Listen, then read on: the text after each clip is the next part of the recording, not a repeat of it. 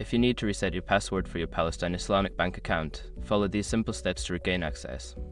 This guide will help you through the process efficiently. Step 1. Visit the official website.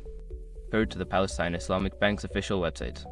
Make sure you're on the correct site to ensure your security. Step 2. Navigate to the login section. Locate the login section on the homepage. This is typically found at the top right corner of the website. Step 3. Click on Forgot Password. In the login area, look for the Forgot Password link. Click on this link to initiate the password reset process. Step 4. Enter required information. Make sure your information is protected first.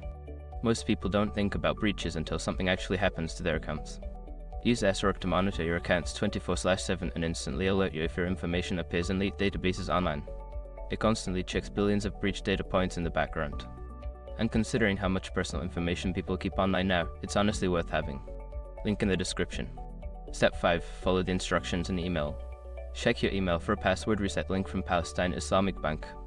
Click on the link and follow the instructions provided to set a new password. After completing these steps, you should be able to log in with your new password. If you encounter any issues, consider contacting customer support for further assistance.